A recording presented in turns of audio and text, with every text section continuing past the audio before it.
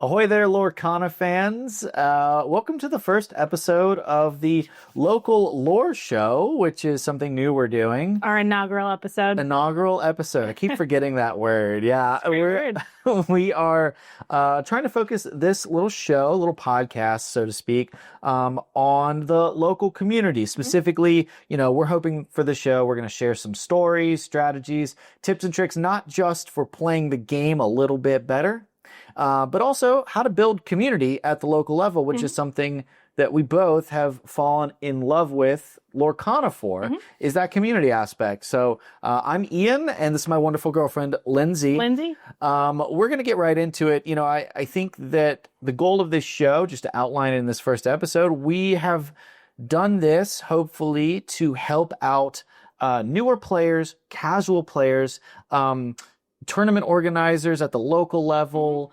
league runners, and even maybe card store owners can hopefully find something useful out of this, because that's something that we've done a lot of. Playing at the local level is the majority of what we've done in Lorcana, even though we have gone to a couple, bigger events. But just to kick us off, I'm going to stop yapping, and instead I'm going to have Lindsay here tell us a little bit about your TCG history, gaming history, and what you love about Lorcana. Sure. So my history is, I don't have a history. So Lorcana is the first TCG I've ever picked up. I certainly collected Pokemon cards when I was a kid. I collected Yu-Gi-Oh cards, but I never played the game. In fact, my sister and I had an entirely made up way to play Pokemon that was not very... not close to the game now that I know. So Lorcana is the first TCG that I've really kind of gotten into. Luckily Ian introduced it to me, so I'm a fan. I'm a Disney fan, grew up on the movies. And so Ian was like, hey, there's this cool card game that just came out. Do you want to play? And I was like, sure, I'll give it a try. And now I probably spend more time playing games sometimes during the week than you do. Yeah. You certainly spend more time thinking about it, but I do. So yeah, we play in our local league once a week, and then we occasionally play with our friends as well. But I've just really loved getting to know our local community through it. Made a lot of friends through the game, and that's it. Yeah. So love teaching new players, getting kids involved, different kinds of people. So it's a very inclusive, safe space for people to come and play, and I like to make it a little bit more fun. So yeah. For myself, I've been playing card games in Contrast pretty much my whole life. I've done other card game podcasts. I have casted tournaments for other card games. I've competed in, from Pokemon to Star Wars Unlimited to, before that, Elder Scrolls Legends and Legends of Runeterra, and all sorts of older games, some big, some small. I love card games. It is truly my number one passion, and something I'm very happy I get to share with Lindsay. One of the things that I also very passionate about is community building and coaching and teaching. I was a high school rowing coach for several years and fell in love with the idea of sharing knowledge, helping people be the best versions of themselves in whatever element they are interested in. And that's something that, we've seen and I think in getting you into the hobby, and being able to share knowledge and experience with you, and then seeing you passing that on to new players that we meet at League, every week, is just really, really cool. And I think that part of building community is something Lorcana is just so uniquely positioned to do, because it's just so family friendly. We have our family cat. Our cat's having a grand time on the other side of the camera. Sprinting around. I'm sure he'll end up on camera at some point. Oh yeah, he will. Not by choice from us. But yeah, it is just something that's so cool, is to see that more, family friendly, aspect of Lorcana that you don't always get that with every other card game. Yeah. And even in recent history, I've experienced that in big events. I've learned that through my time playing card games. I've got, my best friend's husband is a longtime card game player. And so learning about the community, I get a sense that Lorcana is a bit different. Yeah. Well, we want to start every episode with a fun little icebreaker question. We're hoping that you will think about it at home as well. Maybe drop it in the comments. So our icebreaker question that I've come up with this week, Lindsay, I think I've sort of ambushed you with this, but that's okay. What's your favorite card in Lorcana that you've never won a game with? Oh, that's a tough one. Because I have a lot of cards I really like that I have snuck into decks. Yeah, you force it. You force it, whatever. So, okay, I'm going to cheat a little bit. Okay. Because I have a card that I have technically won a game with, but it was a extenuating circumstance. But it is one of my favorite cards, and I always, every time, so background, I am not a deck builder. I'm not good at building decks. Ian is my deck building aficionado. And so, but we talk about it whenever I'm like making edits to a deck, and I'm always trying to get this card into a deck, and Ian's always like, no. And that is Madame M Dragon. Okay. I love that card. I think I have this impartiality to it because it was the first legendary I ever pulled. I think it was a shiny legendary too. It was at the Floodborn, Rise of Floodborn release event. Yeah. And so it was just like, I was really excited about it. Yeah. And so it is one of my favorite cards. I keep, I've tried to sneak it into Blurple a couple of times. I've tried to build decks around it. But it's just really, it's a lot to make it work. However, my story about the one time I won a game, hopefully our friend KJ is listening in because she was the poor victim on the other end of it. But I had a Great Stone Dragon Blurple deck where I had I had so much ink that on one turn I was able to quest with a Elsa Spirit of Winter, play the Mim Dragon, bounce the Elsa as well as another card, and replay the Elsa. Yeah. So, pretty big play. So, but that's not one you're going to see often. No, I think that's probably the only time you've won with it. It's probably. You've tried to sneak it in, and it always ends up on the cutting room floor. It does. Yeah. So, yeah. But that's it. What about you? One card that I have tried to build decks around and they never work, and sometimes I'll build the deck all the way up to like having a 60 card count and then realize it's terrible, is Airfoil. The not very well known, I think it was Inklands. The little 2-cost green item where if you play 2 actions in a turn you can tap it and draw a card. I keep going, well, what if I chain cantripping actions, develop your brain into develop your brain, draw a card, it's cute. I've made the combo work, and but it just doesn't win games. But I love that card, and I'm always on the lookout for an Airfoil deck. There's a difference between building a deck to have a lot of fun playing versus building a deck to win games. Very true. And that's actually a topic I hope for us to be able to get into eventually, because I think that's a conversation we have with new players all the time. Like, I want to build decks in Lorcana. And the short answer is it's complicated. Right. The long answer, you could spend 5 podcast episodes talking about. You'd be here all night. Yeah. So we are going to move into the segment we called Tales from the Table. Patent pending. But we do want to focus on what we're doing in our local league. Just give you a little bit of a snippet. I know for myself, getting back into physical card games, I just was stunned by how much fun I have getting out socializing. Yeah.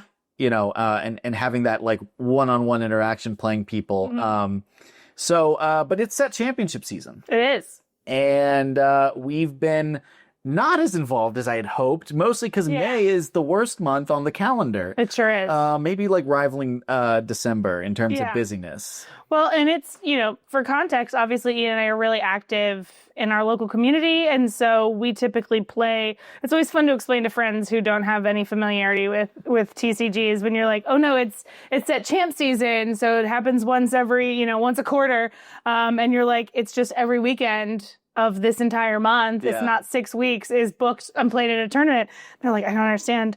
And so typically Ian and I, it's about 4 weeks. We try to play, at least once a weekend, and we try to get involved with most of the local tournaments. We have a really healthy scene here in Richmond, Virginia. So lots of stores, lots of chances to play, except for this month because you got Mother's Day, you got Memorial Day. We've got baby showers. It's springtime. People want to play outside. So, So far, we have played in total. We've played in 3 events, or we've each played You've played in 2 events. I don't know why I'm complicating this. You've played in 2 events. I've played in 1. Yeah. And I have judged and tournament organized that another one. Just get Lindsay. You've brought home the bacon. I have this time. I've got 2 shiny heroes over in the other room. Yeah. Which is funny. So because it took me the longest time to get I've made it into top. So the first set champs that we ever did, actually the first set champ I ever went to, I went without Ian. Yeah. Which was a lot of fun. So brave. I was so nervous. It's funny. And the guy that I played, I won my very first game that I ever played, my very first match in a tournament. And it's funny because I see him. He's a really great guy, really competitive player. And I was explaining, and it was one of those, like, my deck was way favored into his. And so I was like, I see him all the time. I'm like, if I had lost that game, I may have never played in another tournament. So that loss might have stung for you, but it was good for me. Yeah. But this set, so I've been playing Blurple, my favorite color combination. So the first tournament that we played in was pretty small. I think it was 16 players. It's a small card store. And so I sort of snuck into the top 8 right there at the end. So unfortunately, I didn't get to play in the top 8 because it was 16 players. They cut to a top 4. So that was pretty cool. That was actually the first tournament of all the tournaments you and I have played together. It was the first tournament we actually got to compete against one another. Yes, we played each other. And while I may have won the head-to-head, you did. You placed higher than me. Yeah, you got 8th in the standings, and I got 9th in the standings. Yeah, and it was funny because it was a tournament that I lost my first 2 games. So and with 16 players, you're like, cool, I guess I can go home now. But I clawed my way back. And then in the second tournament that we played in, it's at our local store where Ian helps run the league. Yep. And so he organized the tournament and was judging. And so it was great because a lot of our friends were playing. So I started the tournament, so as we all like to joke about, Blurple's worst matchup is Steel Song, and I managed to hit it as my first matchup, my first pairing every single time. Yeah, every time. So it was a quick 0-2 for me, but the player was super nice, and so as the day went on, I worked my way back up. I got a win in. I had some splits. I split a Jafar wheel, which I was pretty proud of. And I worked my way up into the top 8. Yeah. And so I snuck in right at seat number 8. And the funniest part was I was paired against a super competitive player in our area named Patrick, whose wife plays Blurple. And I was like, oh no, this is a bad matchup. Yeah. He knows how this deck works. He knows what's going on. He was playing and he's sitting because he's seat number 1. So if you're not familiar with tournaments, typically you have 4 or 5 rounds of Swiss, sometimes 6 if it's a really big tournament, and then it cuts to top 8. And so 1 and 8 are paired, 2 and 7, and so forth. Yeah. So I got to play against Patrick. Number 1 seed, yeah. The number 1 seed, and I was like, I'm just happy to be here. And I eked out a win, which was really awesome. He was playing in a bend to my will deck. A little bit of green, emerald, and sapphire. Yep. And then in the next pairing, I was up against a ruby sapphire deck. And we had a strong. I fought for it, but I couldn't squeak it out. So I lost my second round, and so I was ixnayed. But I do have 2 heroes. It's and Ian hasn't gotten this yet. 0 heroes. So, 0 heroes over there. Yeah. I mean, we played in the 16-player event. Mm-hmm. I played Emerald Steel Discard, which is not generally my favorite. My favorite deck is Ruby Amethyst. For those in the know, if you know, you know. But you can heckle him for it in the comments if you want. It's totally fine. I accept. I understand the criticism. But it is my favorite deck. Unfortunately, I'd been testing it, and it just had multiple matchups where the games took too long. And this was a best of 3 tournament, as opposed to the 2-game format that generally we prefer. I mean, I understand there's pros and cons, but we generally prefer that more, so you don't have to worry about time, which at set championships, sometimes you're playing less experienced players, or people pick up a new deck and they don't play as fast. And so when I was running into some time issues with Ruby Amethyst, I was like, all right, I gotta jump ship. We played we were practicing. We had like an hour and a half long 2-game match where like neither of us was slow playing. No. It just took that long. It's just lots of card draw turns. So lots of trying to tease out, be prepared. Yeah. So I pivoted and it didn't go great. I went 2-2. I got 9th. But I'm excited because we're going to be playing in one more. We've got one more. We have one more set champ, so we'll update you on how that goes. Next week. I'm feeling pretty good about it. So this season, I've been playing Blurple now. This is my second set playing Blurple. Kind of my third set. I was fooling around with it in set 5, and then was playing it a lot more seriously in set 6. And then this set, I've gone through I learned that, when a deck gets good, then all of a sudden people are starting to change it. And we went through kind of a change of shifting how the deck played. Yeah. So I tried a different, definitely one that was a little bit, had some bigger bodies, skipped the 1-drops, all that kind of stuff, but was just finding that I didn't like the way that it played, or like it just didn't feel, it wasn't coming to me as naturally. So for the second tournament, I switched to a build that's a little bit lower to the ground with 1-drops. And I was happy to be back. It felt like coming home. And there's something to be said for that, right? Like play preference matters, I think. Yeah. And I think you've gotten to the point now where you're experienced enough to know what you like and to know your preferences. And even though, you did give the other style a fair shake, being able to make the educated decision of, I don't dislike this because it's different. I dislike this because I'm not having as much success with it. Right. That's a big, step, I think, for a player. Yeah. As you're learning, a color combination. For sure. Yeah. I'm definitely giving it the time to play a couple matches. Yeah. It's going to feel weird at first. Yeah. So, yeah. Yeah. All right. Let's talk about coaching. So say, what's your advice to somebody who's never played in a tournament before? What kind of tips would you give them? Well, there's a lot, right? So everything from, deck preparation, deck selection, testing, all that. And really, I think it just depends, especially at the local level, on what they want to get out of it. I see so many new players have the right attitude, which is, this is my first time, I'm just going to go have fun. I do, however, see some that are just super nervous or walk in, and maybe usually these are people that have more of a history with like competition, not necessarily card games, just competition. They walk in and they're like, if I don't win or do really well, I'm going to be so upset or so disappointed or whatever. And it's tough, right? Because, it's rare for you to just be good at something overnight, especially when you're playing against people in the community that may be, competitive regulars. Yeah. There's a lot of people in our community, ourselves included, who will travel to Disney Lorcana challenges. And so these are people that take the game more seriously. So when new players go into that environment, they don't always realize that the people you play at League, or maybe even just the people that, even if it's the same players, they might be having fun or playing relaxed and playing, more experimental decks. I know I am somebody that when I go to League for most of the season, I'm playing my pet decks. The things that I'm not going to take to a tournament, but I'm just things that I have fun with and experiment and like to explore. So I think a big part of, new players going to an event, for the first time, or they went and they didn't have the results they wanted, they want to improve. I think a lot of it comes down to your preparation in terms of like being ready for the moment. And so we're going to talk about two different things.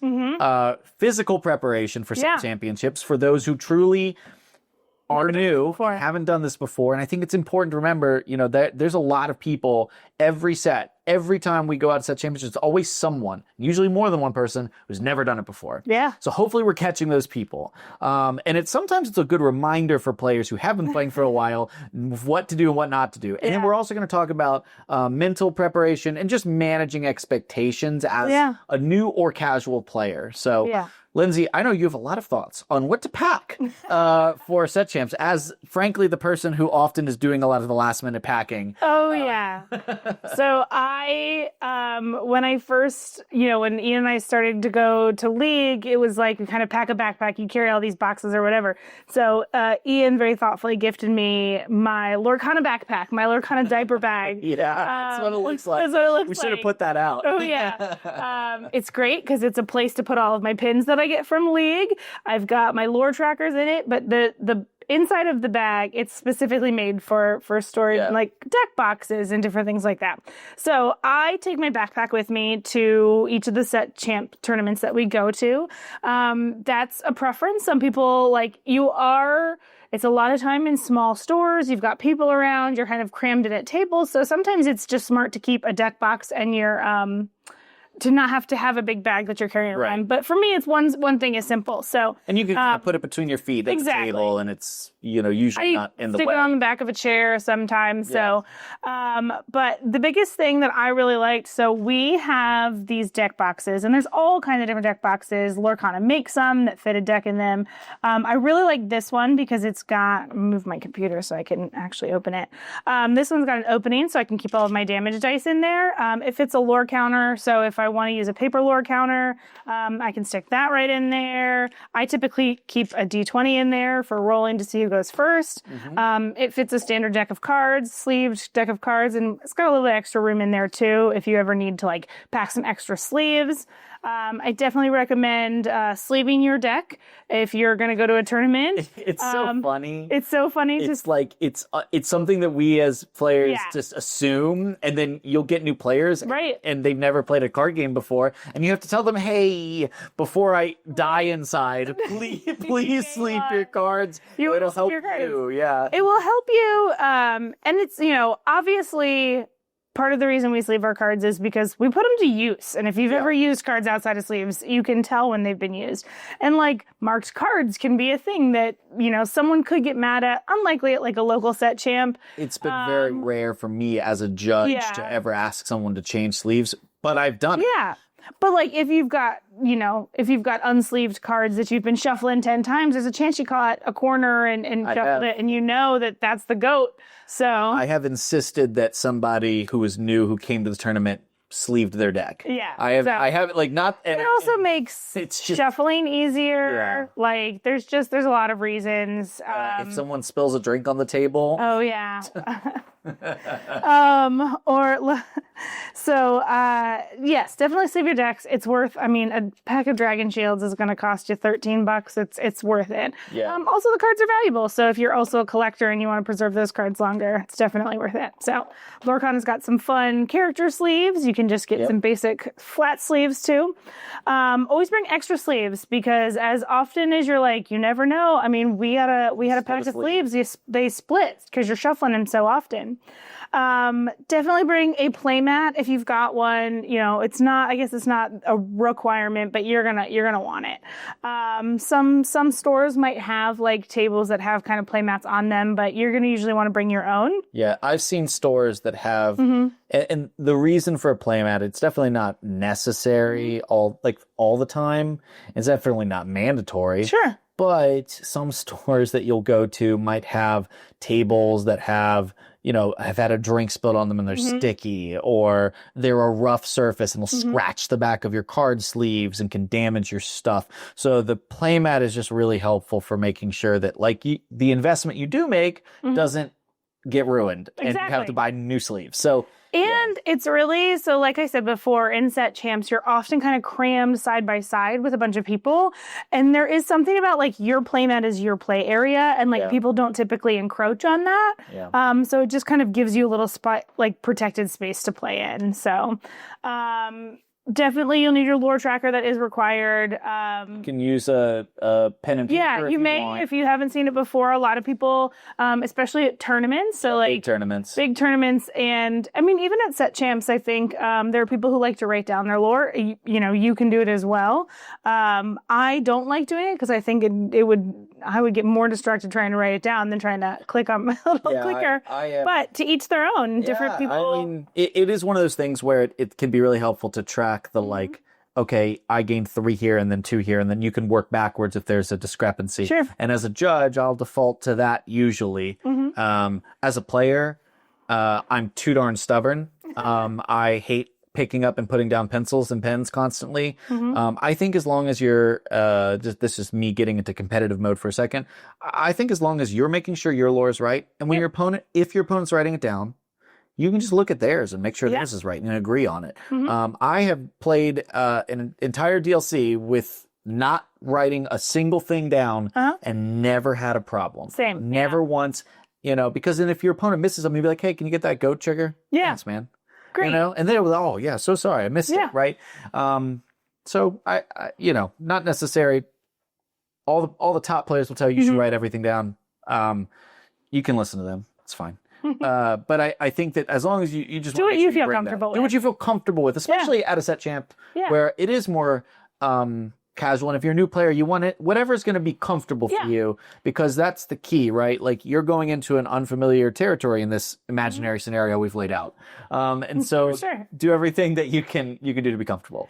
I think, especially if you've only been playing at League, and I know that different leagues are set up. Some are more casual than others. Some leagues run each league like a tournament. And so you might not need the reminders of how to act in a tournament because you're used to it. But some leagues are a little bit more casual. So, whatever you feel comfortable with. And especially if it's your first tournament, like don't overthink it. Don't try to overcomplicate it by trying to write stuff down your first time if you're not used to it. So the other one that I always make sure is bring a water bottle, preferably one that seals and isn't going to open, because it will fall to the ground and drop all 40 ounces of water the moment they say first matches are up or posted. So not speaking from experience or anything like that. And bring snacks. It's a long day and it is mentally exhausting. And so like most of our set champs start around noon and we're leaving at, 5, 6, 7, 8, depending on how well you do at the end. So I definitely, keep your blood sugar up and don't pass out. I've been in the middle of a top 8 match. I mean, actually last set championships, I was in my top 4 match. And I made a really obvious, dumb, not really that big of a deal, but a simple misplay. I forgot to quest before I bounced something. Right. But oh my goodness, that never happens to me. Yeah. And then I realized I haven't eaten anything in 7 hours. So I just whip out my bag. I'm eating a granola bar while I'm playing my turns with my opponent. Keep it simple, keep it easy. Protein bar, granola bar. Yeah. Protein is mind fuel. So don't, probably not the best place to bring your cheesy 5-layer burrito. Can you imagine? Just somebody whips out some Taco Bell. I could imagine. I can too, yeah. But probably worth it to throw in some protein bars. Yeah. So, or even just some hard candy to keep your sugar up. So, and don't forget a water bottle. So we've brought this one. I have one that's got a tight sealed top. That's the one I use now after the incident So, So, do you want to talk about mentally preparing? Like how to get in the headspace? Yeah, this is a funny one because a lot of the advice I'd give to super experienced players is very different than what I would give to a newer player. I mean, the prep that I do as somebody who's been playing a long time and takes it pretty seriously and, has one more shot to keep the playmat streak going. Just one. This is stupid May. I want to play in 5 events and I can only play in 2. That's dumb. So, the advice I give to myself is often, and what I do myself is often different than what I would tell a new player. So the thing is that in the context of if you're new or casual, or maybe you're trying to be more competitive and you're trying to take that next step, I think the key really is just setting reasonable expectations. If you've never played an event before, it's possible you could win. It's just not likely. I mean, let's just be real, right? Yeah. And that doesn't mean that you shouldn't play. You absolutely should be playing because it's fun and it is amazing experience. Every event that we play, we walk away better players. There's some takeaway, even at my level of experience playing for 25 years of trading card games. Like, there's always something to learn.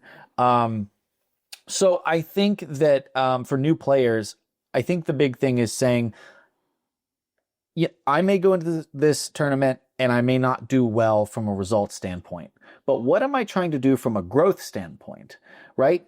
And if let's say you're going and you're playing a deck that you found online and you got all the cards for, and you haven't had as much experience with it, I think the takeaway should be, I want to walk away from this event knowing more about my deck and being better at my deck, because then the next time I play in an event, I will be able to play it that much better. That's actually a big thing that I see a lot of new players do, is they'll take a deck to an event, they'll not do well, and they'll jump ship, and they'll go play something else. Yeah. And I really think that that's sort of the opposite logic. When you go into an event, you should try to walk away knowing more about your deck than you walked in. And maybe it's just as simple as, like, this is often what I do, and this is maybe a good one. It's probably not approachable, but I want to walk away knowing that I didn't make a lot of misplays. I want to walk away saying, as long as I didn't do anything dumb, you know? And that's a simple one, but like, that's even like going somewhere like playing a release event. Yeah. I'm like, hey, I'm going to walk in. I may not win, but I'm going to learn new cards.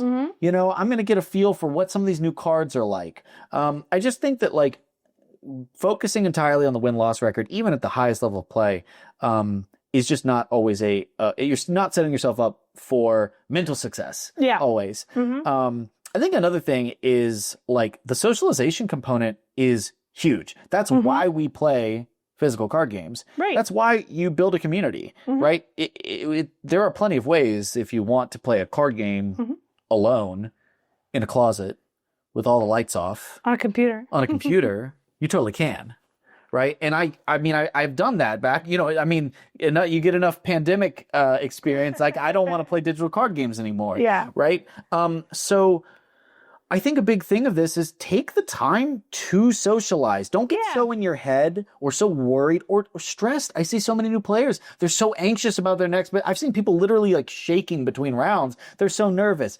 Relax. And remember, there's a community here of people that have done it before, that have been in your shoes, and can offer some advice, give you some tips, help you with your deck. If you lost the last round because you made a mistake, ask someone, oh man, I have really had a hard time facing that Steel Song deck. Yeah. It was really tough. Do you have any tips for next time I run into that? And that's just a big thing that's going to take the pressure off. You're going to realize, man, there's some great players out here that also lost their first round. Yeah. Because losses happen. For sure. So I think socializing between rounds is a huge thing for mental health during these events. Like, it also helps get the jitters out. Like, oh yeah. I mean, if you tend to be a quieter person, but I think that for me, I'm always nervous the first round of a set champ. It doesn't matter how many times I've played. It doesn't matter if it's the third time I've gotten paired to the same player in the first round of set champs. I'm always kind of tight and nervous because it's like, you got to get the jitters out. And so it's helpful to just like take a pause after it and chat. And you're usually sitting at a table with people while you're waiting for the round to finish. So just ask them what they're playing. Ask them, you know, comment on something that you thought was really cool in their deck. And usually people will start to open up and talk about it. So, yeah. And there's some more stuff. I would love to do some more like table etiquette stuff in the future. Yeah. You know, how to talk to your opponent during the games. Yeah. There's a right and a wrong way. Right, exactly. How to talk to players and when to talk to them and when they clearly don't want to talk to you. Right, right. There's totally some cool stuff. Like you said, eat, hydrate. One thing that can be helpful if you have the time, let's say you get, you know, you lose the round quick and there's a lot of time between rounds. Stretch your legs. We've gone for walks between rounds. You know, so I definitely would recommend doing something like that. And then one little one, I don't really have a scientific backing, but this is just what we do, and it really helps. Yeah. Plan to do something fun with friends afterwards so that you can celebrate or commiserate together. True. It's helpful if the friends also played in the event so that they understand, because sometimes you'll be trying to complain about how you lost your winning in, and they're like, I don't understand. I'm sorry, but I don't understand. But like we will often go, we've actually multiple times now just gone to IHOP afterwards. Like after a swim meet when we were... It's literally like that. It's so fun. It's something to look forward to, even if you're losing and the tournament's not going well. You're like, at least we get to go get pancakes after this. So that's one thing that I think helps. Anything on your top of mind?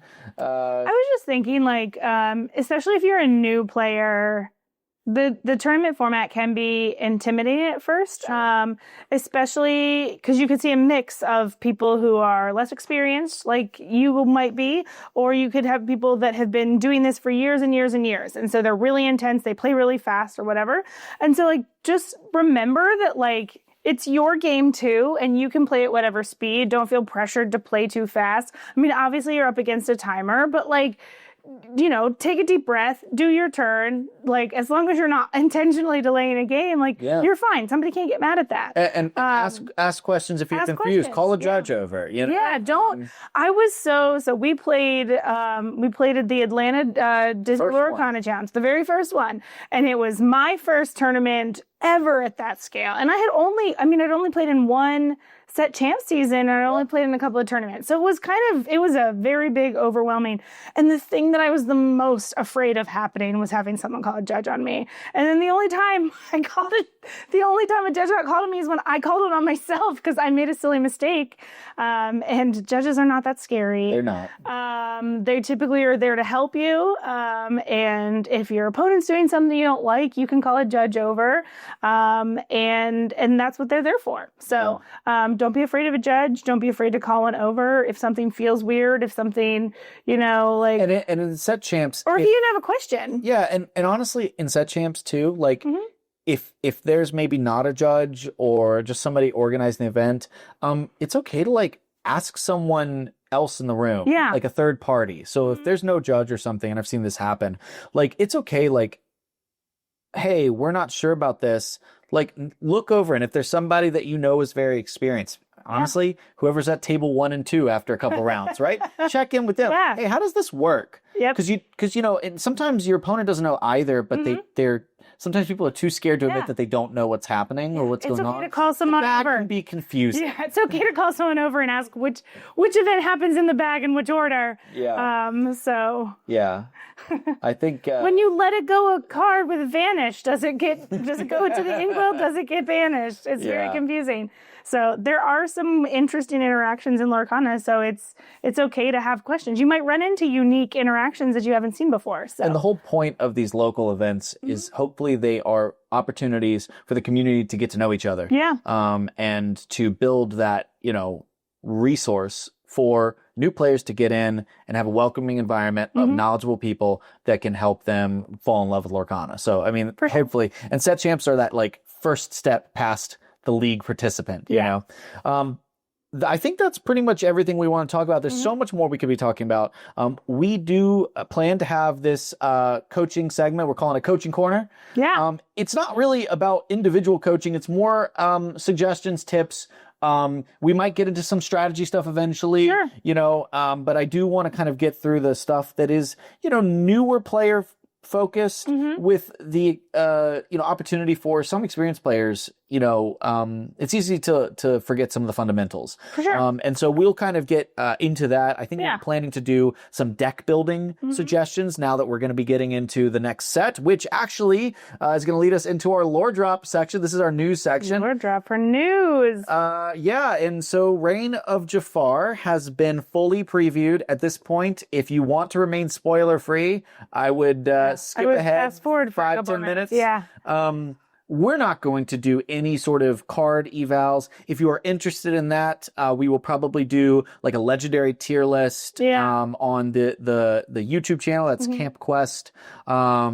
if you're listening here or watching this somewhere else, we do all sorts of videos, but we'll probably be doing like a legendaries tier list and stuff, and some more stuff. We typically try to do a 15 decks in 15 minutes and give you some new decks in the color combinations. We'll see what we can come up with this time. Right, yeah. But what I do want to do is just briefly you and I talk about new stuff. There's some new stuff, but there's also a lot of kind of returning components, and that's because we know this will be the last set in this year 2 block before we move into rotation and set 9, which we'll have to talk about that another time. Yeah. But we've got the return of Sing Together, which is the first time we've had that come back. We have the return of dueling cards, which we weren't sure if they were coming back. That's true. We weren't. When the set 7 came out, we were like, is this a one-time thing? Is this a recurring thing? Yeah. And not only is it dueling cards are coming back, but they are filling out the strategies and the archetypes that they started to touch on, which is really exciting. And then illusions as a sort of sub-package. Some of them are dueling, some of them are just purple. But illusions, which has a lot to do with the Reign of Jafar, the palace heist, which we'll have to try that out this time, and give our little review for that. But I think I do want to briefly talk about, Lindsay, next week we're going to show off some decks that we've built. That's not necessarily the ones that we've picked out here, but I'm curious, what from this new set really stands out? Any specific cards that seem really cool? Any archetypes that you're excited about? Well, it's been, I think it's been overwhelming, the onslaught of new cards. But I got really excited when they previewed some Ruby Steel, when set 8 came out. Set 7? 7 came out. That's awesome. There's a lot of them now. Yeah. When set 7 came out, I was really excited about the Ruby Steel challenge deck. I built a Ruby Steel kind of Mulan themed challenge deck with the new Mushu, and it was pretty strong. I had a lot of fun playing it, but I think it's gotten a lot better. Yeah. Which I think the Duel Link cards have done in general. Like, I think, we've talked about this internally before, but really kind of powering up those dual ink cards because it is a specific combination. Yeah. So, you don't always have the limited space. So I think it's a really cool archetype in general. So I'm really excited. We got some more Mushu cards. There's a new Stitch that's a really strong. It's another way. The deck has always struggled. That color combination has always struggled with card draw. We tried a whole new world last time and that didn't work. So we ended up doing a build with Doc that was fun. Yeah, it was all right. Yeah, I'm really excited. Hard to push it to that next level. Because consistency is for sure a challenge. And so I'm really excited. I feel like it's got some great tools. The new Mushu, the Shift Mushu. Yeah. I think that I'm really excited about that. And that Mulan with Whackless that hits evasives and can challenge ready characters. Right. I mean, what can't attach? Yeah, what can't it attack? It's cool. It's uninkable 4-drop, but it's cool for sure. Yeah. I'm trying to think of what other cards I was really excited about. If we're talking about Enchanted, did we see the new, I can't remember the name of the card, but it's one of the Sing Together songs that's Lion King theme. Just beautiful artwork. It Means No Worries, I think. Yeah, I think so. So cool, yeah. But in the 10-10 for 10 Mickey that quests for 5, I love the concept of that. Can't wait to send that to an Inkwell with Hades. Well, if Hades sticks around, maybe just one set. But speaking of sending things to the Inkwell, Into the Unknown, as a Blurple fan. Oh yeah, I forgot. Thank you for queuing it up. So yeah, it's funny because I had been brainstorming how they would use the Into the Unknown song. Because you knew that line. You knew that had to happen. Had to be something. So we knew that it was going to come. I was always hoping for a blue, a sapphire board wipe. But you heard it here first, folks. But so good. This card is so good. I'm pulling it up so that I know exactly what it does. Yeah. I've got it here if I can read it off. Yeah, read it out to me. Yeah, it's a 3-cost inkable song.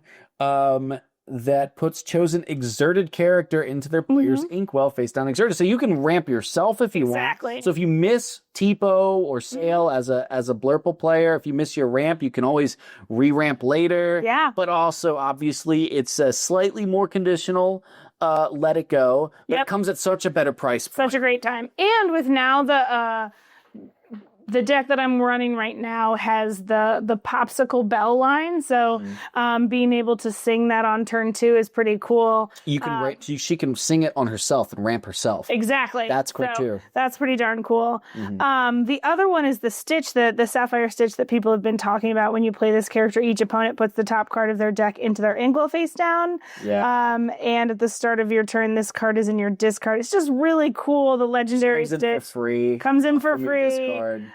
We love to see it. Obviously, Stitch is a character that the creators of the game are big fans of. Obviously, and a fan favorite, understandably. Yeah. Yeah. But the biggest thing that I'm excited that is not technically coming out with this set, but the announcement came out with this set, is rotation. Yeah. I know that it is a controversial topic and people have strong opinions both way. Yeah. Obviously this is the first TCG that I've played. And Ian has helped explain why card games use rotation or some card games have ban lists, some cards, whatever. But I'm thrilled about the rotation. Obviously I don't have a lot to compare it to, but I think it is great for the health of the game. And I am thrilled about exploring new decks and new combinations and new things. You can see cards just creeping up in power, but also people still can't buy a playset of Rapunzel because it's so expensive.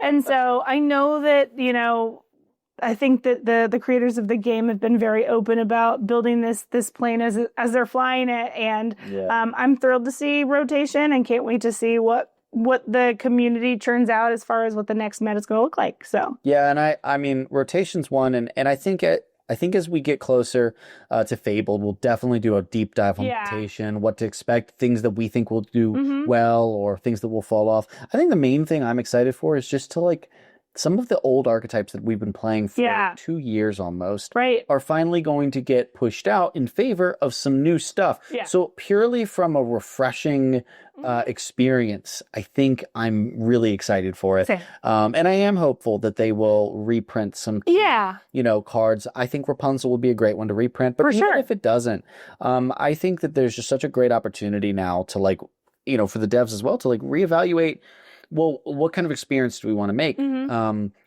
I haven't seen a lot of new Steel songs coming out.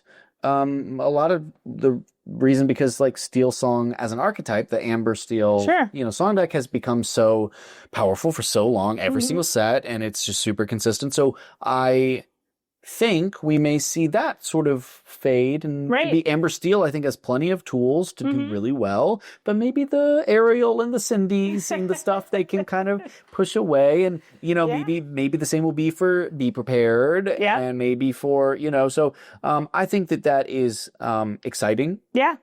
And I definitely do want to kind of get more into that. And we may have to bring some people on to talk about that with at some point, because we're not collectors. That's a fair point, though. Yeah. We don't have the perspective of being collectors. We're just the players for the game side. So it's definitely something interesting. And we'll kind of, for the new players, dive deeper into how should you prepare your collection for rotation? Should you hold on to things? We'll kind of get more into that. I will say, speaking of rotation, but also bringing it back to Rainer Jafar, I'm really excited for these dual ink archetypes, because I think that while they're probably not going to be amazing this set, I think they'll serve as really nice and solid, almost like you can hand a new player effectively a playable theme deck. Yeah. You can say, hey, here's a racer deck. I think the Wreck-It Ralph, the Sugar Rush Speedway stuff, I don't know if it'll actually use Sugar Rush Speedway,